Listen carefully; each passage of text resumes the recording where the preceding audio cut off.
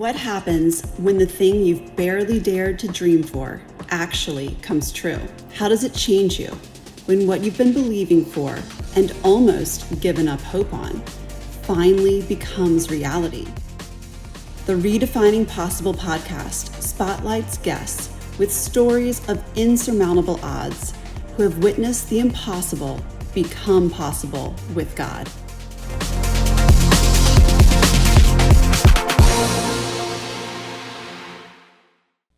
Welcome to Redefining Possible. I'm your host, Peyton Hoffman, and with me today is Alan Santana. Alan, welcome to the show. Thank you, Peyton, for having me. Oh, I'm so glad to have you here. Now, you are a former professional boxer. You are a business owner of over 40 years, so entrepreneur in that area. You are an award-winning author. You are a producer. I mean, what else do you have going on right now? This is a lot of things. I guess I'm called an overachiever, maybe? Slightly overachiever, I think so. So for folks, I mean, let's start with, just your path to where you are now. I mean, Sure. you were a boxer, well-known on Team USA. And tell me, what happened? Because for folks who may not know you or be familiar with your background, I think that'll help. Right. Okay. So I had an extensive amateur career, well over 100 amateur fights, and probably more than that. There was a lot of fights that probably were never recorded, on record. Wow. But so I had an extensive career. I turned professional when I was 27 years old. Okay. Wow. And I was told you're too old to do that. Because back in the day, you got to remember, at 27, you actually are old as a professional. Yes. Yes. Well, I had been in the gym all my life. I maybe took a year or two off here or there, but I was always training. So the reason it took me so long to find, to become a professional athlete, fighter, was because I was looking for the right manager. Yeah. Oh, wow. I didn't trust managers at the time. Wow. Okay. And I had turned down a couple of really good offers. Okay. And I'm like, nah, I don't want to do it. And for me, it wasn't about money. Right. It really wasn't. It was more about finding the right manager so that we were on the same page. Yes. And I happened to find, I was introduced to Earl Beebe, Okay. who was at that time 87 years old. Yeah. Wow. He'd been in the fight game for well over 50 years. I was going to say, he knew the business. He knew the business in and out. inside and out. Yeah. I had actually fought as an amateur under a couple times under him at the Chino prison. Whoa. Which was crazy. So they would take us into the Chino prison and put on fight shows there. Oh my This goodness. was way back in the day. And That's like a movie in itself right there. Right? Wow. And then I fought at the Long Beach Elks Club, which Earl was part of that. Okay. And so I remembered him from, way back in the day as a kid. And so I was very comfortable signing a contract with him to manage my career. Wow. And that's how you got into the professional, boxing space. And then how long were you in the professional space for that? My career was I was about 2 years, 2.5 years, maybe. My career was cut short. I was about 10 fights into my career when I had an accident. I had already started my company, my paving company at the time. I was 27. So this is around maybe 29. Okay. And I had an accident. And it was just a freak accident, and driving one of my dump trucks, and that ended my boxing career. Wow. So I was done. So all of a sudden, one accident, and I think you, I had read earlier, it was like you were on the 405. So you were here in LA? Yeah, this actually was, it's funny, there was actually two accidents. One was on the 405 freeway, Okay. And that was a crazy accident. But the other one, the one before that was, I was in Harbor City driving down Pacific Coast Highway, right next to one of the hospitals. Whoa. So when I get in this accident, they literally, I'm in dire pain at this point, right? They had to wait for an ambulance. I'm in front of a hospital. You're right there. Right in front of the hospital. Wow. They had to wait for the ambulance to come and get me and transport me in Across the street. Take me around the back part of the entrance of to the entrance of the hospital to get me inside to admit me. Oh my They couldn't goodness. take me from the front of the hospital. Wow. So now tell me what happened to you. I mean, that it ended your career. I messed my shoulder up. Okay. And then my back was messed up from that point on. Wow. So it'd be like carrying a ton of bricks, I would say. I had no mobility. So fight days were over. They were done, pretty much. Wow. Oh my gosh. Okay. Tell me about just your mindset at that time. I mean, because that was your world. That was that had been your whole life. Pretty much. Had you imagined a world where you weren't fighting? No, even though I was getting older, as a fighter, you do that because you have these visions of becoming a world champion. Yeah. And things were looking well, but when this accident happened, it just took me into a complete spiral. Okay. For about 5 years, I was just depressed. I couldn't watch fights, or I didn't want to be around them. Yeah. And so at that point, I had a friend call me, and he says, "Hey, you want to get involved with one of the sanctioning bodies?" Okay. So I go, "Sure." So I submitted my resume. They picked me up as a supervisor. Wow. For one of the World Boxing Federation, Now, which is really cool. Tell us, what does a supervisor in that role mean? So when you're there? as a supervisor, what I would do is I go in with the local boxing commission, and I will supervise the title fights. So I would do a rules meeting with the actual fighters. With the fighters, yeah. I'm there for that, and then we make sure that I take the glove, actual boxing glove that they're going to fight with. Yep. I sign off on those, and we keep 2 pairs of those for each fighter, and then I make sure that they're not tampered with. Wow. And so after the night of the fight, I sit right next to the boxing commissioner, and we tally up the scores on the cards. And then once the fight's over, I'll go up into the ring and award the champion the belt. Oh my goodness! So that's a fun thing to do. That's really fun. But this is the first time I think you'd been back in a ring for sure, or even near a ring. Yeah. At that point, it wasn't. So it was about a 5-year hiatus. Because again, I was depressed, and I always tell people it's like being a baseball player, right? And you come to the end of your career, and you always see people very emotional. Yeah. And as an athlete, you understand that. Yeah. And that, for me, the hardest part was because I didn't end my career on my terms. It wasn't. Yes. Yeah. It was taken from you. It wasn't. And I've always said God always has a plan for you. Yeah. Right. It's true. It's true. Well, and when I've seen circumstances like this, when I've met folks that have had things like this, life-altering things happen where what looked like it was the path, and then suddenly it was not the path anymore. Right. And so for you, you still had this whole life of fighting and boxing and lessons that you'd learned in that, and obviously just how to be a fighter. Right. So talk to me about, now you're going in, you're supervising. Had you started mentoring boxers at this point, or not really? I worked with a few amateur fighters. Okay. I put on actually a couple of shows. Okay. Where a friend of myself and a friend, we put on a few amateur boxing shows. They were a lot of fun. You never make money with those events. Okay. But that going in, it's more just to be able to work with kids and help them, and mentor them. Oh, and it's so needed. So that's yeah. I mean, that would seem to me to be an obvious place of, okay, you'd have so much to teach and so much to give, even though you can't go do it yourself right now. Right. So that seems like an obvious kind of fit. So I love that you did start doing that. And what else, just from boxing, what did that teach you? As a business owner, because you said you started your business a couple years before, the accident happened. So you were still working those 5 years when you weren't going anywhere near the boxing ring. So definitely. Business was still working hard. Business was good. And I'll fast forward to like 2007, 2008, we have an economy collapse. Yeah. And things just kind of they tanked at that point. Yeah.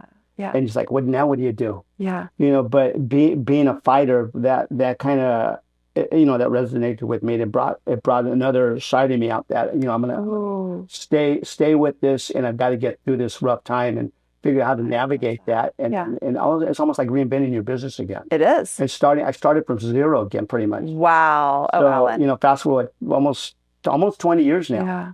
I'm back to where I was 20 years prior. Oh my goodness. But it's taken that long. Yeah. Well, and it's a paving business, so we should probably say, because I didn't say that earlier. So it does very much depend on, when how people are building, or roads that are being, just, it depends on the needs of the city at that time. And, another thing, how did COVID affect you with that then, with that business? What, we were fortunate during COVID, so because we were considered essential. Like essential. I was just going to say, was that you? You so were. It did. Okay. My business actually flourished. Wow. It was interesting. Okay. But I've always said this. I said, if you have a good reputation, you'll get everywhere. Yeah, that's so true. Especially in the construction trades. Mm-hmm. So fortunately for me, we are an award-winning paving company. Yeah. And that's again taking me back to where I need to be. I love it. Yeah. So that's how we got through that. And again, being an essential company. Yeah. So we didn't miss a beat. Wow. And we actually grew during that time. It was crazy. Wow. And then during 2007, 2008, what I hear you saying is, when the economy nationally collapsed, that really that brought back the fight in you. Like, it sounds like that kind of lit that fire, a fight within you. Yeah, and I've always been that kind of a person. Mm-hmm. You as a fighter, and I think we all have the same mentality, but you will pick yourself up off the canvas, right? Mm-hmm. And you will reinvent yourself, and you do what you got to do. Mm-hmm. and stay, you have to be very focused. Yeah, that's true. It's true. And it's also, through this journey, because now you're going out, you're speaking, you're mentoring, you're really helping share these lessons that you've learned. What are some of the lessons you've learned just through boxing that you would tell people, okay, they apply to life, they apply to business. What are some of those lessons that are in there? I think that, being a fighter is very regimented. You're on schedule, 24/7, right? You get up in the morning, you do your road work, and then, I would go to work. In my case, I would go to work, and then get off about 2:00. Okay. I did the gym with my manager, my trainers, and I wouldn't get home until 8:00 at night. Wow. That was almost a 7-day-a-week thing. So your whole day was just like it's scheduled out. literally Wow. structured. Wow. So, I tell people, because, people ask all the time, they would say this, I could do what you do. Oh. I go, no, you can't. I said, step into my shoes for 24 hours and you won't make it. Because running a business is not that easy. No. When you have to wear several hats as a business owner. You do. And you have to learn how to delegate things as well. But it's not easy. It's not easy. Every day there's different challenges. Yes.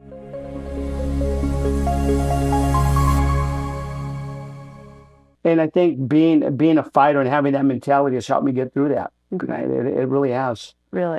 You as an athlete, it doesn't matter if you're a boxer or what type of athlete, but you have a very strong mindset, and a desire not to fail. Yes. So that helps a lot when it comes to anything you're going to do in life. I say, be passionate. Yes. Right? It's important. Always have a plan and stay focused. That's so good. Well, and I hear you talk about the desire to never fail. So perseverance. And also, I think being an athlete, you have that comeback mentality. Right. And not everyone has that or is even built like that. So I think that's really important too, that when something does knock you down, it might take a bit, but you bounce back and you come back. And I think that's just so applicable to life because life comes at everybody. It does. And, you need to have that ability to bounce back. Right. So how is this? Okay. So during this whole time, you're on this journey from professional boxer, okay, no longer professional boxer, but supervising, mentoring, business owner. When did you start kind of realizing I could probably write some of this down, I could share this could be a story? When did all that kind of come to you? Was that later, or were you even thinking about it back then? That was later. I wanted to do something like that. And so one night I just sat down. This was probably my first book came out 8 years ago, maybe. Okay. And I sat down one night and I started typing. We don't write anymore, right? Yeah, no. But I took notes, but I started typing. Yes. And I did that for several nights. I would get up at like 1 or 2 in the morning. Wow. And get up and sit down and write, because things would come to, and even in your sleep, you wake up and you go, I'm going to write, put this So there's down. like a passion. It came up in the night of. And I saw a need to educate athletes, not just boxers, but athletes in general. Okay. And that's why I did this. And again, there's a lot of advice on business. Being in business for so many years, again, learning how to navigate and do things, delegate things. You almost become an expert. Yeah. And so I was able to write this stuff or type it in. I should into a book and a manuscript. And then the first book I wrote, I submitted it to, it was paid publishing, and then 6 months later I get a call and they go, hey, we're really interested in publishing your book. Oh my goodness. And I thought, no, that's not, because it's very hard to even self-publish. It is. You know. And so they said, hey, we like what you wrote, we really would like to publish the book for you. So I said, okay, let's do it. So I did that. And what was the title of the first book? Unprotected, and it would be a tactical approach to boxing, business, and life. Okay. Because I heard you say, you wanted to teach athletes. What were the things, like some of the top things you really wanted to teach athletes at that time? For athletes, appearance is everything. Right? Wow. So how to dress. Wow. And how to speak, how to be articulate. That's a good one. I don't think about that with athletes. That's a good one. That was very important, and then I go into aspects of, what a contract is. And give them some legal, well, not illegal advice, but say this is what you need to do if you have a contract, seek an attorney's advice. Familiarity of just saying, because so, were you finding that athletes, and was this your experience? Were you finding athletes were coming into this world but didn't know about the business of it? Yes. Sport? Was that your experience too? No, it wasn't my experience because I was very business savvy. Okay, great. Okay, and that was maybe a gift I had. But I I have worked with several fighters throughout my career, even Yeah. you know, managing fighters and Yep. even giving advice to fighters. So I had one fighter call me and he says, "Hey, I signed a contract," Oh, and it golly. kind of shelved my career. So I started asking him questions. I said, "Well, why did you sign it? Did you read the whole thing?" He goes, "Well, no." He goes, they flashed like $300,000 in front of him. Oh my And he gosh. took the money and signed his contract. Oh my gosh. And then they basically shelved his contract. I mean, his fight career. Oh my goodness. And I looked at this and I told him, I said, "Look," I go, "the only way you're going to get out of this contract is if you have a great lawyer and you're going to have a lot of money."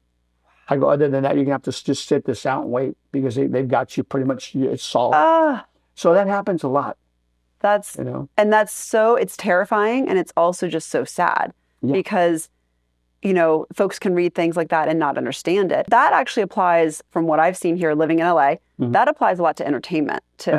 Right. So maybe, I mean, I know you've seen that carryover, you know, Oh, yeah. so maybe talk about some of the similarities. I think contracts are just an initial thing that I think of people, you know, creatives coming out to LA and not understanding the business of entertainment at all. I think that, again, it's important that you do some homework, Yeah. especially in the entertainment industry, Yeah. right? I mean, I've been fortunate to kind of transition into that world as well. Yes. And I'm fortunate because I can seek legal advice. Okay. You know, a lot of times I will read contracts. And again, contracts are important. They're very important. You have to look at how they're written. Yes. You know, make sure that they're in your favor. Yes. Very important. Right. A lot of times, you know, someone will write a contract and it doesn't favor you at all. Right. You know, and again, the way they word things, you can misconstrue that, or they can word things a certain way to make it look like they're doing something for you, But they're not. but again, they're not. I had somebody reach out to me the other night, and they're back east, and they're gonna do a show, and they're getting ready to go into you know, to shoot this thing. And she said, "Alan, can you send me to an entertainment attorney?" Right. She goes, "I have a 2-page contract. I just want to make sure that I'm protected." It's so smart. So- It's so smart because, and I love that, you know, she's not asking you to review it, but she's like, "Hey, can you send me someone?" Because, yeah, you just want to make sure. And I think both in sports, but also in entertainment, people forget sometimes it's a business. Right. Because sports do entertain, and it is fun, and it's amazing, and it's competitive, and it's beautiful. And then the entertainment industry, they're making movies, and, you know, the creatives that it draws just want to do the creative work. You know, they're not thinking about the business side of it. So I see that actually affect so many people here in LA. What were some of the similarities you saw between the two? Because you came in as a, you know, producer. You've been a producer in Hollywood. You kind of got to know Hollywood. How did fighting or boxing prepare you for that? Again, I think for me, it was just being in business for so many years. You become kind of savvy after a while. You know, I'm not saying I'm an expert in business, but you learn how to do things a certain way, and you can, you know, you become a very good judge of character reading people. Good. You have Quickly. to be able to read people. Yes. That's a great one. It's huge because people, you know, they can look one way on the outside and they say they're just a completely different person. Especially in Hollywood, it happens. Oh, You yeah. know? I've always told people to and this was advice given to me years ago. They said, "Look, surround yourself with like-minded, positive people and people that are honest." Yes. And so I've been fortunate to work around some of the same people, and they're good people. Yeah. You know, and I think again that's important. It's key. It doesn't matter if it's in Hollywood or, you know, you want to run a paving company, whatever it is you want to do. Whatever you want to bake cakes. Yes. It's all the same principles apply. Well, and community is so important. I mean, who you're around is what your life's going to look like. So I think, you know, speak to that a little bit for me, just in, you know, I think maybe in the Hollywood world, because I think there is a lack of community in Hollywood. You know, I think there's definitely a desperation for that. Yeah. So talk to me about a little bit about the importance of community in your life, because I know you had a friend that invited you in to supervise, you know, for that first time after the 5 years of hiatus. So a part of your community brought you back in, which is amazing. But yeah, maybe touch on the importance, because that just sounds like something that's throughout your story. You've had good people. Right. And I think I've had a few bad people, but most of them have been good. Both of them have been good. Okay, I've been good. very fortunate. You know, again, I've always been very particular about who I let into my inner circle. Yeah. I would say if you're gonna sit down and have dinner with somebody, that's important. It's important. That they are a part of your inner circle. Yeah. You don't do that with everybody. No, I agree. You know, but I think again, it's very important to surround yourself with like-minded, positive people.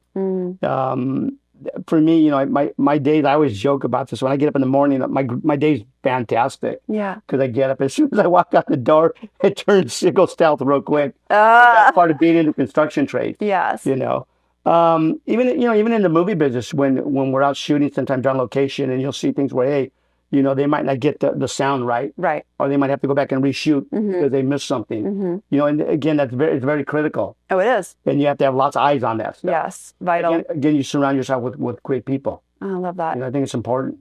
And people that are shooting for excellence too. Correct. You know, no, that's important. You know, for me, and anytime I want to I'm going to attach my name to anything. You have to have a standard. Yeah.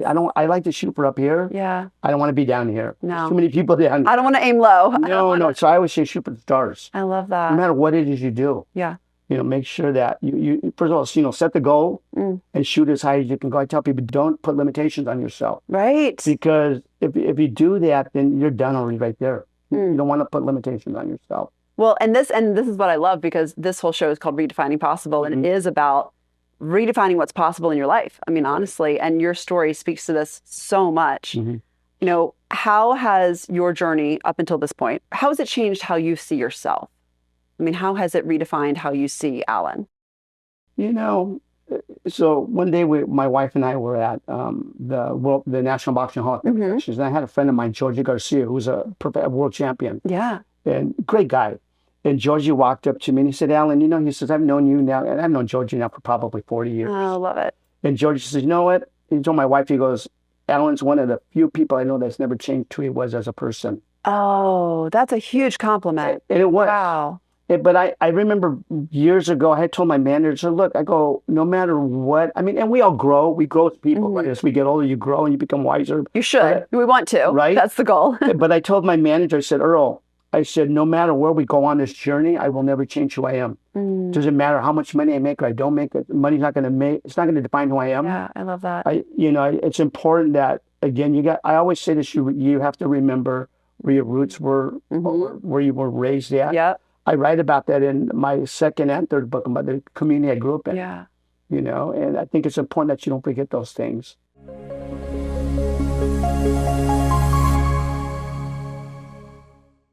Well, it keeps you humble too, and grateful, humble and grateful, of like, yeah, thank you, Lord, for everything I'm getting to do and everything that you're bringing into my life. I mean, I think it keeps the eyes off of you.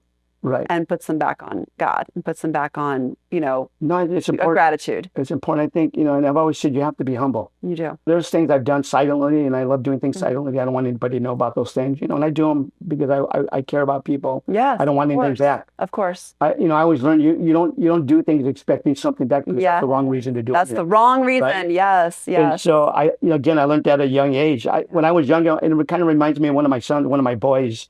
He loves speaking to older people. Oh. And I used to do that when I was young. I loved being around older people because they have so much wisdom. And you can learn so much from them. So much. There were certain things that I kept with me all my life. I've taken with me and I've kept it with me. Oh, I love that. And I've lived my life by those certain words that I learned when I was a kid. Oh my goodness. And so it's important. And you carry it your whole life. And I love that. Oh, you do. You have to. And the wisdom you can gain from others. I mean, I love that you mentioned, especially, you know, folks that are older.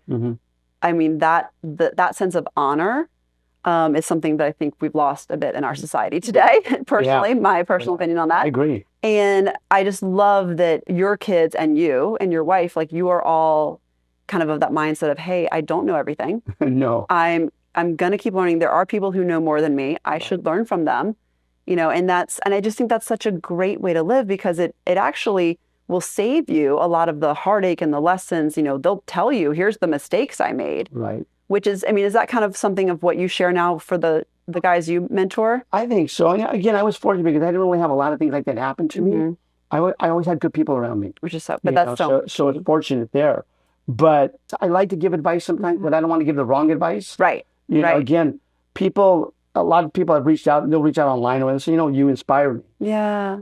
Which is kind of nice. Which is great. You know, because I always tell people, like, I'm just me. Yeah, you're like, I'm just here. Me being me. I'm here. You know, I'm not doing it for fame or fortune. Definitely not fame or fortune. Yes, yeah. Because if that were the case, I'd be living on the street. You're like, yeah, no, you know? Like, be different. It'd be totally a different world. Yeah. But no, again, I love doing what I do. I love helping people. I think, again, it's important. It's so important. It's important to give back. Yeah.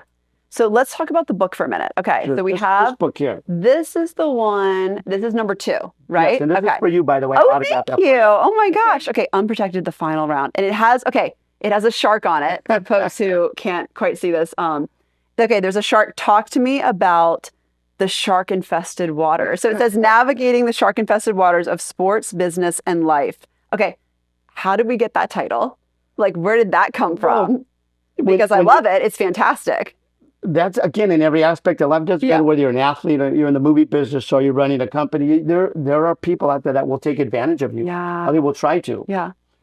So when I was writing the second book, again, I'm thinking about the title. Like, you know what? I wanted it to basically have the same original title, Unprotected, but then a subtitle for the book.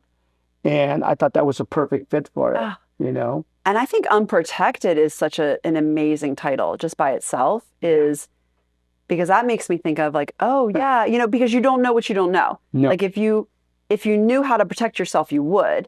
So just even saying unprotected makes me think of, oh, it's going to hit those blind spots. It's going to go into those things that you don't know that you don't know.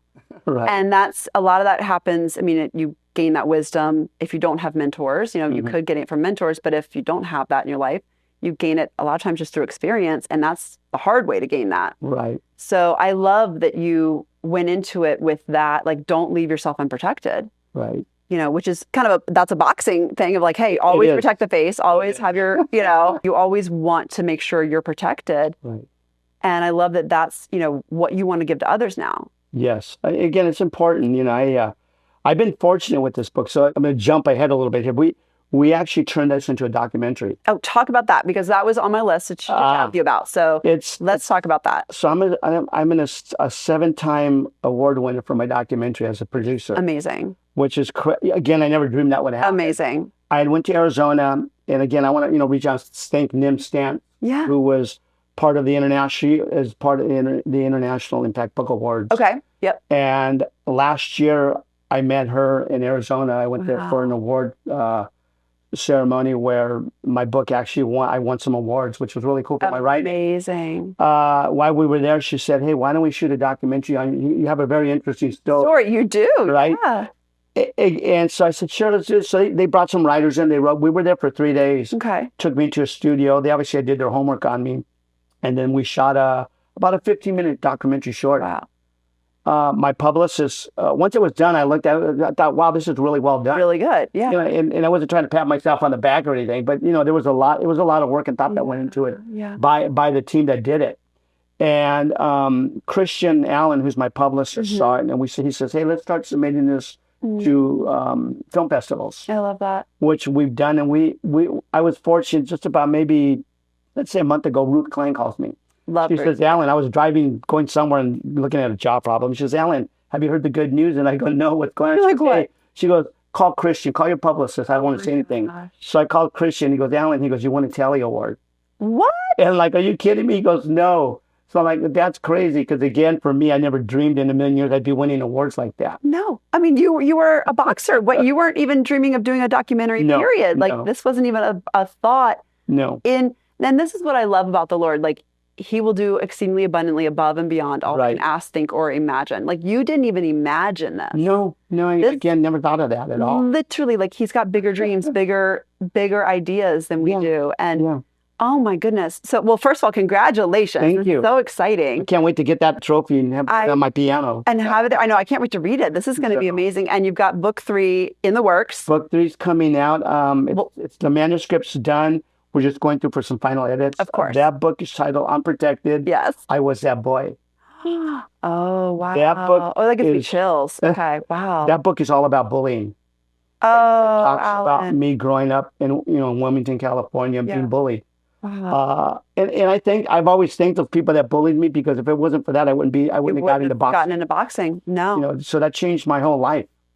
And so, I talk about that because I also go into schools and I talk about bullying. I have another book called Reach 60 with Alan Santana. Yeah. That book was specifically written to talk to kids in elementary schools about bullying.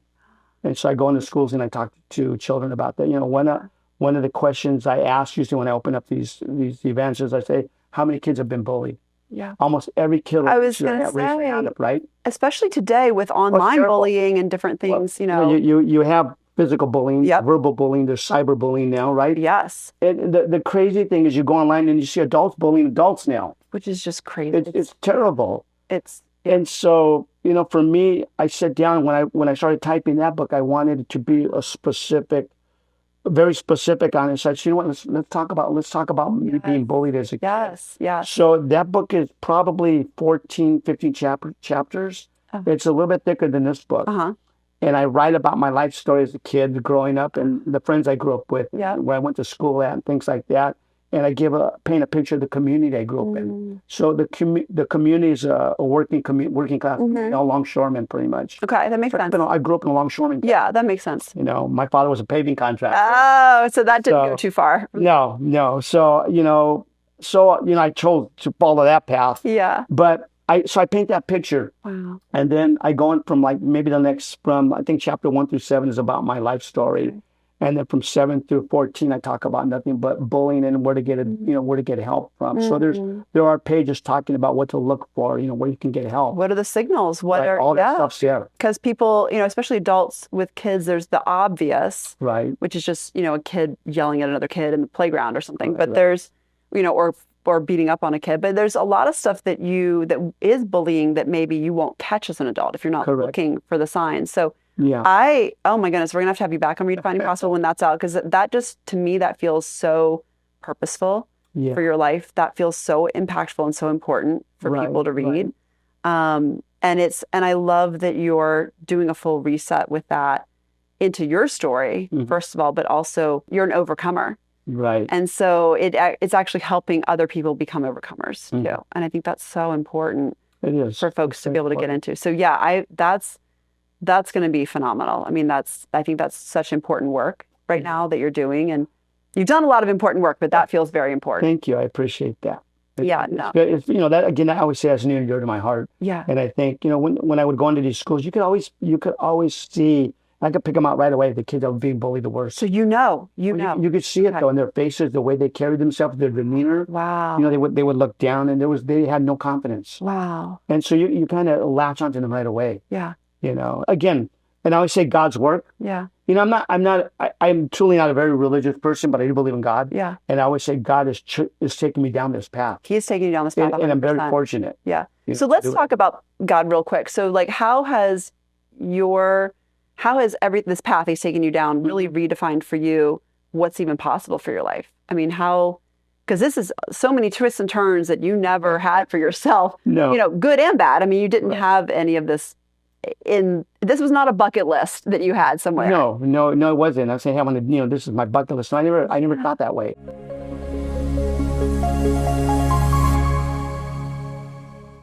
I still don't think that way. For me, bucket lists, they don't matter to me. I love it. You kind of do what you're going to do, and that's it. Yeah. Like I said, I'm not a very religious person, but I do believe in God. I know there's a God. Yeah. And I know that God does things for a certain reason, or He chooses us to do certain things. Maybe He chose me to do this. Yeah. Maybe get the word out on bullying, write these books. Because absolutely. Now, like I said, this is my third book, and I probably will write a fourth book. Yeah.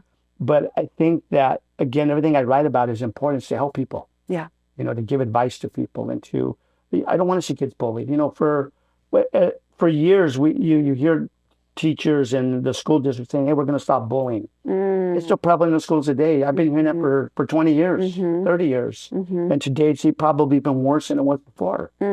And I just think that people kind of turn their shoulder the other way, maybe because they don't want to get involved, and I think that's wrong. So it's important, again, that I want this next book, when it comes out, I want to get it into schools. Yeah. It's important that goes into schools. My first book has actually been turned into a curriculum. Really? Yes. I've been very explain that. How has that been? Where is that taught, first of all? A curriculum in like universities? Right now, they're putting it still. Well, we were in the city of Pomona. Okay. Oh, maybe 3 months ago. Okay. And Dr. Diana Geary, she approached me. I met her at the fights, actually. Oh, I love it. Really cool story. So I was with my friend Lou Pizarro. Yep. Lou is an actor, and he's done Operation Repo, and very well known person. Super cool guy. So we're there at the fights, And they walk up and they recognize Lou right away. Of course. You know, and so it was really cool to see that, how he interacted with them. So then we introduced one another, and I don't know, it came up that I had written a book, and she says, would you might give me a copy of the book? I said, no. So I sent her a copy of the book, and about maybe a month later, she gets back to me, Alan, she goes, everything in that book you wrote, the way it's written, she goes, we don't even have to look for the curriculum. It's all there. Oh, my goodness. So she was working with somebody in Riverside, the Riverside County area, to turn this into a curriculum. Well, they've done that now. For the students. And so we have that program out there. It's really cool. Because the first book is, sports, business, and life. So at what age was the first one kind of geared towards from as you were writing it? Were you writing it for like 20-year-olds, like 30, like I was writing or younger? I was actually writing it for athletes. Okay. So kind of people that wanted to go into business. That book probably you could take into junior high schools and high schools, and people, they're going to get something out of it and take away something with that they can use in their life. That's so good. Again, an adult can pick up any of these books and read them, and they're going to take something away from it. I love it. So you knew, like, okay, this could be a fit for like a junior high school. It wasn't like, oh, once you're in your 30s and you're learning this. It was try to get them younger, because as they get recruited, as they're going into sports. Yes. I'm fortunate because I didn't even finish college. Yeah, wow. And I'm very fortunate to do what I do. Yeah, absolutely. Sometimes I think about I would love to go back to school and finish up. Yeah. At some point I might do that. Sure. That'd be a great goal. I have thought about that. Never told my wife about that. But so she's learning now. It's fine. But I think that it's important to me, because I look at our educational system we have here in the United States. It's terrible, actually, the way things are ran, because it's all about money. Yeah, you go to any other school, any other country, I should say, and you can get an education pretty much for free. Yeah. Here you go in debt. Maybe it's a good thing I didn't do that. I would have been in debt hundreds of thousands of dollars. Yeah, yeah. A lot of people are. A lot of people watching and listening to this have school loan debt is massive, and my mom was a public school teacher, so it's just teachers are not paid enough. They're terribly underpaid. Yeah, undervalued, just taken advantage of. It's so hard. It's so hard. I had my brother-in-law, who's now passed away, Art. He was a wonderful human being. He was in New Mexico. He was a teacher. Oh, wonderful. He loved teaching. He graduated from UCLA and became a teacher. My sister-in-law is a teacher, and I have the utmost respect for them. For anybody that teaches, I just think that it's important. I am fortunate because my first grade teacher, I still remember like it were yesterday. Wow. She had such an impression on me. Wow. As a little boy. Wow. I'm going to have an opportunity to have lunch with her at some point. Again, I missed the first opportunity, but I'm looking forward to doing that. What impression did she leave on you? You said she left such an impression. What was it? I think it was, and I'm going back out into the 60s, but she was caring. She cared about what she was doing. Mm-hmm. I was in a classroom one day, and I'm not going to mention the elementary school, but I went in to take my reading program in there. Okay. And the teacher I went classroom to classroom this particular day. One of the teachers I went in, and she was picking on this one kid in particular. And I had asked him some questions. And said, what would you like to be when you grew up? And I love to interact with kids like that and with the children. And he said, I want to be president one day. Wow. Said, look, you can do whatever you want. Well, she knocked him down immediately. Oh, my goodness. And that, it hurt. Yeah. And I could see the hurt in his eyes. Well, when I was done, I didn't say anything to her. I walked out, and I was literally disgusted. I walked to the principal's office, and I said, she needs to retire. Yeah. I said, this poor kid, she's picked on him, and it was wrong in front of everybody. Again, that's bullying there. And it's destroying somebody's dreams. You're right. And that is actually, that's a good point. That's terrible. Teacher bullying. Yeah. And it's there. Again, witnessing that was terrible. And I felt so bad for this particular child. And it's like, wow. But again, the schools, their hands are tied. Yeah. Wow. So. No, it's so interesting. And so for you, I know you're going to be doing a speaking tour this fall coming up. Right, I'm excited. Are you going to be speaking on the bullying? Are you going to be speaking on where are you going and what's the focus of that? So for me, I can speak almost on any topic because of what I've done in my life. Right. I mean, be it sports, be it running a business, be it acting, whatever it is. Yeah. Being bullied. Yeah. So again, it's all gonna depend upon, when my publicist sends everything out, who gets back to us, and, we'll more than likely be talking about bullying. I probably, depending on my audience. So, perfect example, I went to Las Vegas, maybe 2 months ago. Okay. And I spoke, this is really cool. I spoke to a group of Christian business owners. Love that. Love that. It was an amazing meeting. Love that. I bet it was amazing. So they showed the documentary. I got to stand up and speak for 15, 20 minutes. I Did a love Q&A that. with them. And it was a really neat event. Oh, yeah. I had to rush out of it because I had to get to a library they have in Las Vegas where I did another speaking event Oh, right. as a keynote speaker. And this was a cool place. It was in the library. And it is beautiful, like 500-seat theater. Oh, my goodness. Round theater. In the with beautiful library. Stage It's so interesting. within the library. Wow. It was gorgeous. And you wouldn't even Sounds realize beautiful. it was there. Yeah. No. So I didn't get to spend a lot of time with this particular group, but they have invited me back. Oh, that would be spectacular. And so again, it depends on the group that I'm speaking to. The other, a couple months ago, I went and there's a event I went to in LA I was invited in to speak at. Yeah. And when I went there, it was basically all about business and writing. Yeah. So it was cool. So you never know The niche. You know where you're gonna go. Yeah. For me, I like doing things on the cusp. Just ask me a question and we'll roll with it. I love that. I love doing that. Yeah. Well, and you're in a place now where you've had experience in multiple, not just verticals, but multiple areas where you can say, okay, I've written books, I can talk about writing books. I've done a documentary, I can talk about, movies. You've done acting, you still get pulled in for acting. You know, you can talk about that. You can talk about obviously just how you grew up and the bullying and things you've overcome. You can also talk about, fighting and that as a career and what the applications of what that, does for your life, how that really helps shape who you become if you have that skill set, because those are transferable skills. Right. And so, and that's great. That type of discipline that you gained as a fighter is amazing for business. I mean, it's amazing. It is. Just the structure. I know a lot of folks out here, even in LA, especially a lot of creatives. I love my creative friends. But structure is a struggle. There is no structure. Structure is a struggle. So I'm like, I love my creatives. But it is, it's a struggle and that actually makes day-to-day stuff very hard because there isn't any kind of a routine or any kind of a there aren't guardrails. Yeah, I see at some point me putting together some type of a seminar where I bring in people in the industry and you mingle with other people because I love to connect people. Oh yeah. And then you talk about structure, you talk about films, you talk about how you're going to shoot the scene, how you're going to edit it. So I want to have different groups of different people in this event. I love that. Where we can all kind of just exchange business cards and do what we got to do. And learn from each other. I mean, and that comes back to the importance of community, which, has been a thread through your whole life. Right. And that's you creating community for that, which for other people, which I love. I mean, I think that's almost like you mentoring community. You're mentoring in the sports area and in business, but this is actually mentoring in a community area of creating. That's important. I think that's important. Yeah. One thing I didn't really touch on my family. Yes. Family is very important. Very important. Okay. And you're married. You've got four kids. 4 children. Four kids. So my wife and I just celebrated our 40th wedding anniversary. Congratulations. With June 14th. Happy anniversary. It's incredible. That's incredible. That was amazing. She's at home, which is great. She's recovering from a hip surgery right now. Golly. Yeah. So we kind of put all of our anniversary plans on hold. But that makes when sense. she's done, when she gets better, we'll do something. But, she's been an important part of my life. Oh, absolutely. Being married for 40 years. We have 4 children. Our daughter, Victoria, who lives in Savannah, Georgia, with her husband, Zach.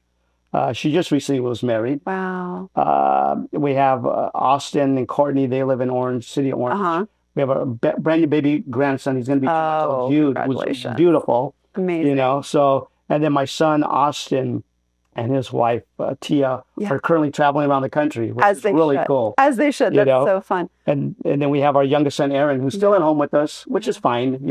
Family's important to me. I wouldn't just kick my kids out on the street. Well, family's a big part of, there's that quote that behind every great man is a great woman. Always. And that 100% I agree with that. And I think that's just an important thing too to call out is, you've done all these different things, but you've had, your wife, you've had people support your family supporting you. You have to have support. Yeah. I think that's key again. And, marriage is communication. It is. You have to communicate. The beautiful thing about our relationship, and I was talking to my wife about this, that we have never once, and like I said, we've never argued about money ever. That's amazing. It's never been an issue. That's amazing. Again, I've been very fortunate. My wife's beautiful, not only outside, but inside, and I've been very fortunate to the day that I went to her house. I'll never forget that. And I told her 2 weeks, I said, I'm going to marry you one day. Oh my God. And we joke about this. If I were you, I would have ran from it as quick as I could at that point. Yeah, you're like red flag, right? but yeah. but she was just a great person. And for me, looking at her family, you know, they were great family. Yeah. You know, educated and very, big. very, very productive people. And I would say, you know, you talk about people in society, you need to be productive. You've got to be productive. You got to be productive. You know, you want to add some value to this crazy world we live in today. That we live in. Right? Well, and community starts with family. Like, I mean, godly community is epitomized in family. Right. So, you know, I just love, again, that just, to me, that just speaks back to that whole thread through your life of all the different opportunities you've had and the things that it has come back to community for you every time. And protecting community, you know, protecting one another, which, you know, is the books and all the speaking and everything you're doing, but also just the importance of it, elevating it, I think, for others. So tell me, okay, we're going to have you back because you've got so much wisdom, so much knowledge. I want to talk about the third book when it's out, 100%. But how can people reach out to you if they want to connect with you, if they want to learn more about you, get the books? How can they do that? So you can reach out to me, and my website is alansantana.com. Perfect. Sounds just the way it's spelled, ALANSANTANA.com. Producer Alan Santana on Instagram. Love it. Okay. Amazing. I do have a Facebook page, and I think it's, oh my gosh, I always forget my Facebook page. That's but right. You got can find Instagram. Me on Facebook. We got just look type up the name in. Fine, right? Okay. My books are available at Barnes & Noble online. I love it. Walmart, where it was a bestseller. Yes. Which is crazy. Walmart's a great distribution. Also on Amazon. Okay. You can get it on Amazon as well. Oh, or you can go to simplybestreads.com and purchase it there. I love it. Well, I can't wait to read this one. I'm very excited. Thank you so much for gifting me a copy of it. And yeah, I'll be in touch. We'll know more. But yeah, thank you. I know people are going to want to reach out. I know they're going to want to know more about your story and just, follow you, follow your speaking tour, get in touch with you for opportunities. I think it's going to be amazing. So thank you. Yeah, thank you for joining us. It's a quick episode and we'll have you back and just because there's so much more to share. I love appreciate that. Thank you very much. Thank you. Thank you all so much for joining us today on this exciting episode of Redefining Possible. I'm your host, Peyton Hoffman. Can't wait to see you next time.